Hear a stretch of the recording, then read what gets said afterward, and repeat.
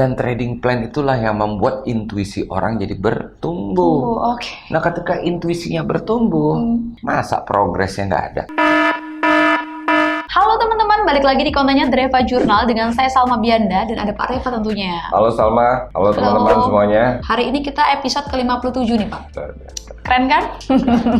Insya Allah keren. Insya Allah.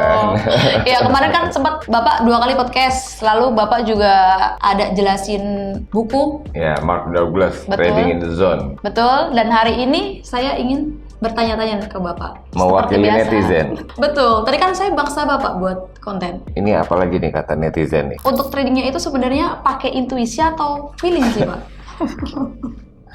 Mungkin Bapak bisa jelaskan tuh Pak. Oke, boleh? Boleh? Oke teman-teman, sebelum kita lanjut, teman-teman harus subscribe, like, komen, dan tentunya teman-teman harus share.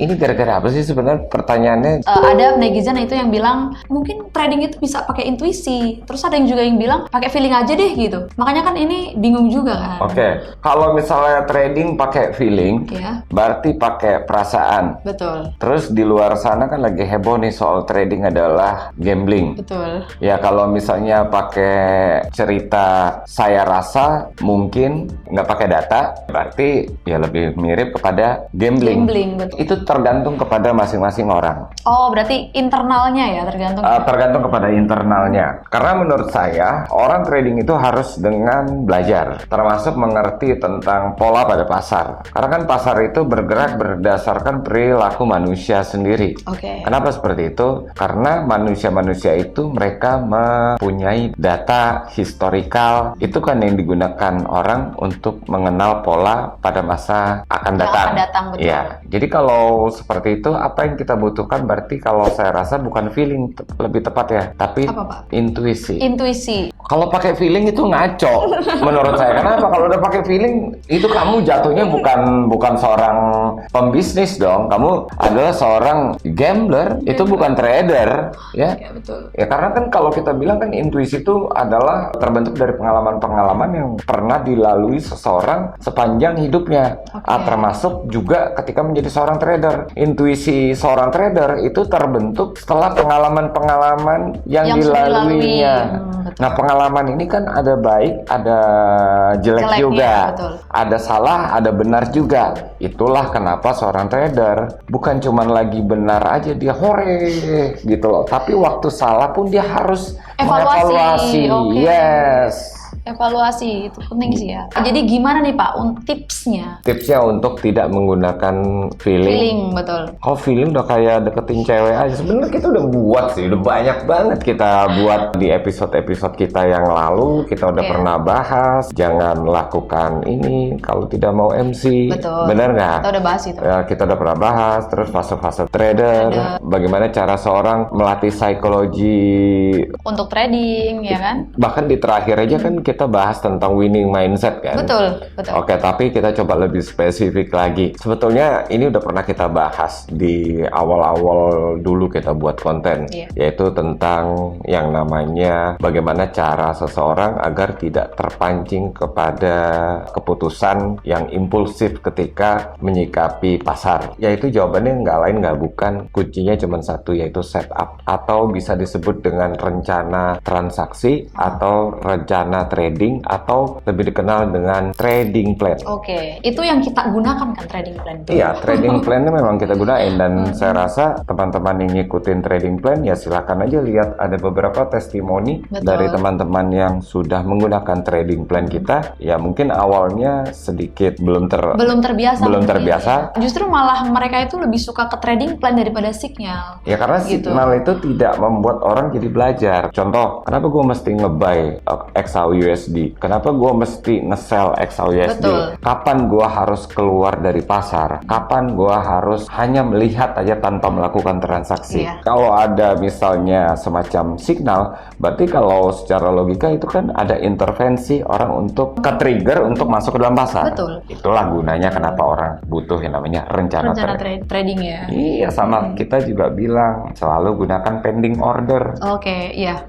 Pending order itu kan salah satu bentuk dari trading plan. Rencana trading juga kan. Iya, ya? udah including kapan kita entry, kapan kita exit, ya, berapa jumlah modal, berapa jumlah lot. Kan udah pernah dengar kan istilah plan your trade, trade your plan. Iya. Oke, untuk jadi trader tuh yang sebenarnya yang logis. Ya kita tahu ini kan beresiko ya. Iya. Ya tentu untuk ngejaga untuk kita tidak terikut emosi, ya salah satunya adalah melakukan perencanaan sebelum masuk ke pasar. Betul. Miliki trading plan. Artinya rencanakan transaksi sebelum, bukan waktu pas masuk kamu deg-degan. Oh iya, tapi banyak sih Pak yang kayak gitu Pak. Ya, udah masuk berarti kan, baru deg-degan tuh. Ya udah, berarti dia nggak prepare. Bahkan Bruce Kovner aja dia bilang, saya tahu kapan saya keluar bahkan sebelum saya masuk. Artinya dia menggunakan trading plan. Dia nggak peduli apapun yang terjadi, berarti dia udah prepare. Kita tahu loss itu ada dua. Betul. Loss karena Sistem terukur, dia bahkan hitungan loss-nya aja dia udah tahu. Betul. Ya, Iya. itu yang penting. Nah, ada beda sama orang yang loss pakai feeling.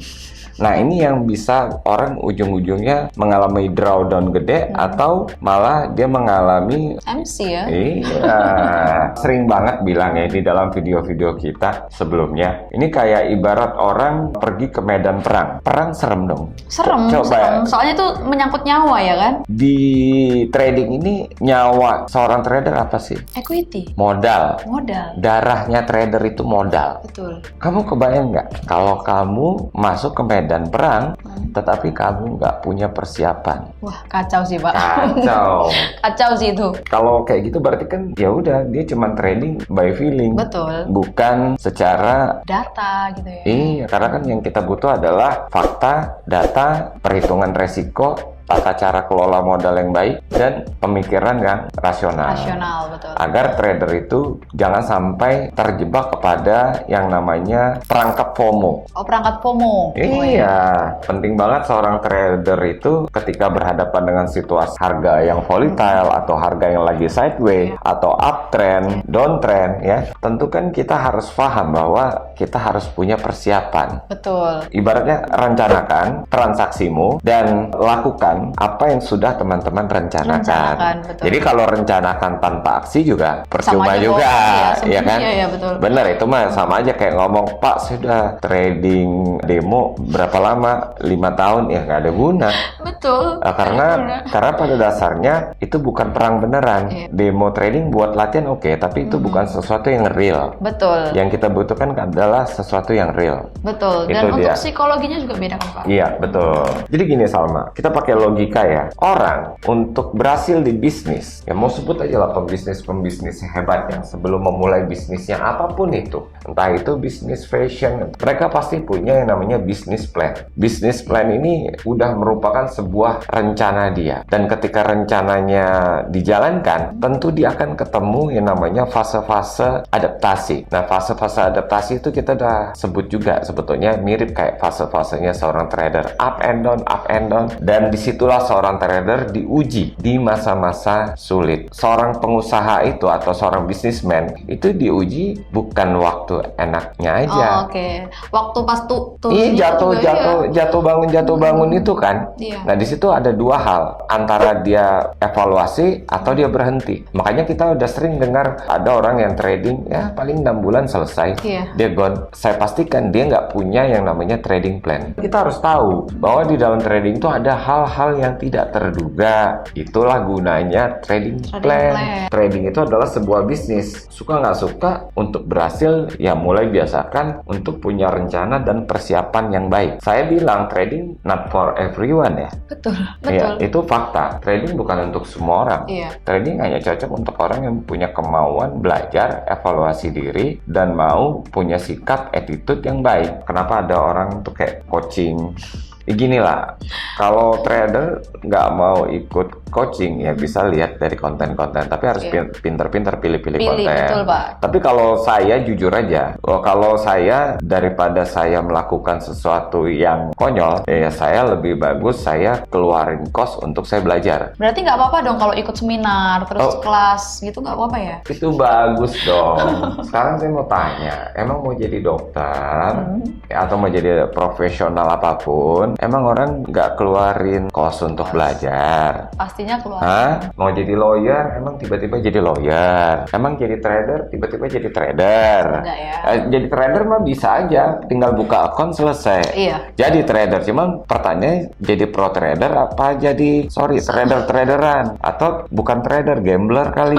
Itu aja. Nanti ada yang bilang, udah yang penting ada live trading aja. Udah ikut-ikut live trading. Berarti rencananya bukan belajar. Berarti rencananya adalah, wah kita tunggu ini live trading. Ketergantungan jadi kan. Pengen nyontek, ya kan? Iya. Jujur aja, yang ikut live trading itu rata-rata mau nyontek atau mau bener-bener belajar? Nyontek. Apa yang jawab ya?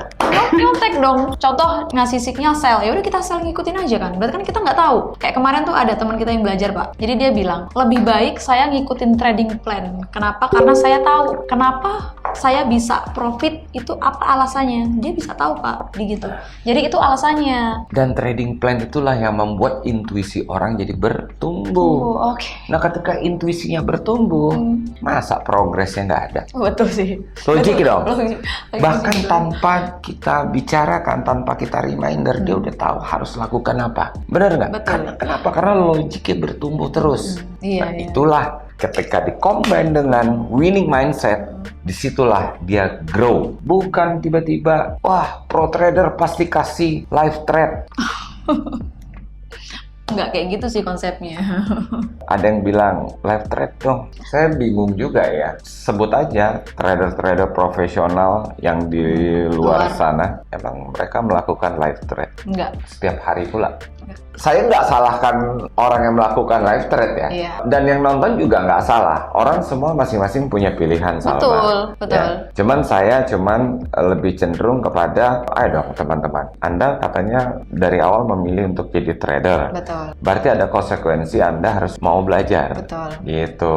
Saya punya beberapa quotes. Ini silakan teman-teman coba. Dan kalau berhasil atau tidak, ya silakan komen di kolom komentar kita. Bebas. No setup, no trade. Artinya kalau area konfirmasi pada yang sudah kamu tentukan tidak disentuh, jangan lakukan transaksi apapun. Jangan memaksakan. Betul. Contoh, kita sempat melihat harga sideways pada waktu lalu. Nah, waktu itu kita bilang, wah ini hampir 1 minggu harga sideways. Biasanya kalau harga sideways akan terjadi pola tren yang bearish atau bullish. Betul. Kenapa? Karena lagi menunggu data. Betul. Dan benar, ternyata yang terjadi adalah bearish. Kebayang nggak kalau ada trader yang masuk tanpa setup? Salah satunya adalah pending order. Kalau bicara support sama resisten atau cara analisa cerdas, ya tinggal lihat aja di episode yang lalu. Betul. Sebetulnya semuanya udah jelas dan banyak kok yang udah testimoni ternyata cara analisa kita gampang. Bukan gampang, sederhana. Oh ya. Ya. Terus habis itu trade what you see, not what you hope. Maksudnya adalah trading apa yang kamu lihat, bukan apa yang kamu harap. Waduh, kalau udah harap udah pakai feeling loh, Salma. Udah pakai feeling. Iya. Untuk melatih intuisi itu tentu ada tipsnya lagi, Salma. Apa, Pak? Belajar bertanggung jawab. Bertanggung jawab. Iya dong, ya belajar bertanggung jawab. Ketika kita masuk ke industri trading, kita udah tahu bahwa trading punya resiko. Berarti kita harus siap dengan yang namanya resiko. Istilahnya take full responsibility. Apapun hasil transaksi Anda, itu adalah tanggung jawab Anda sendiri. Bukan tanggung jawab siapapun. Kemudian jangan mencari kambing hitam, menyalahkan orang lain karena kamu nggak ngerti bagaimana pasar itu bergerak. Ya gunakan dong advisor kamu untuk bertanya. Atau kamu cari sendiri, cari tahu. Makanya gunakan ilmu pengetahuan. Oke, tapi banyak juga sih yang mereka itu pada nyalahin marketnya lah, brokernya lah. Gini Salma, orang bisa nggak sih trading tanpa broker? Nggak bisa. Ya nggak bisa lah, ya kan? Cuma kan disitulah kejelian kita memilih broker yang baik dan benar. Saya nggak bilang semua broker itu ada baik, ada benar. Ya ada yang nggak benar, ada juga. Tetapi ada juga kok broker yang bagus, walaupun kita nggak sebut nama ya.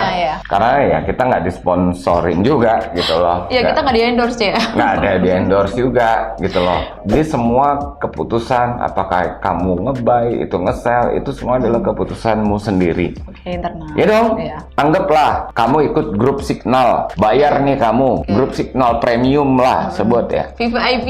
VVIP. Ya, ya nggak, saya nggak peduli lah. Anggap grup itu bilang nge-buy. Tapi kan keputusan yang untuk melakukan buy atau enggak itu kan kamu sendiri. Bener nggak? Betul. Anggap deh kamu ikut live trading. Di live trading itu bilangnya nge-buy, sell. Ya. Tapi kamu kan punya pemikiran yang rasional. Apakah kamu mau lakukan atau enggak? Dengan mengambil semua kegiatan trading dan memutuskan kita bertanggung jawab atas keputusan-keputusan kita, itu akan bisa berdampak kepada perubahan. Lihat aja dari cara dia trading. Biasanya orang yang punya kesadaran itu akan punya perubahan. Betul sih, bakal terbentuk ya untuk kesadarannya juga ya. Orang itu, oh iya ternyata saya nggak butuh tuh signal-signalan.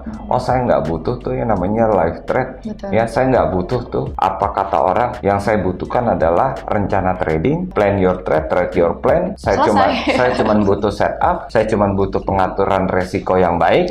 Silakan coba. Tadi saya udah bilang no setup, no trade. Betul. Udah lakukan itu secara disiplin. Coba aja lihat dalam 6 bulan bahkan 1 tahun secara disiplin itu akan membawa perubahan kepada cara trade kamu. Terserah apapun style trading kamu, pokoknya buat aturan no setup, no trade. Wow, hari ini penjelasannya luar biasa sih Pak. Iya, mungkin cukup Pak ya. Cukup untuk lah. hari ini. Cukup. Baik teman-teman, cukup konten untuk hari ini. Jadi nanti kita bakal ketemu lagi di next konten. Jangan lupa teman-teman nonton sampai selesai ya. Sampai jumpa di lain waktu. Makasih teman-teman, sukses semuanya. May Allah bless you all.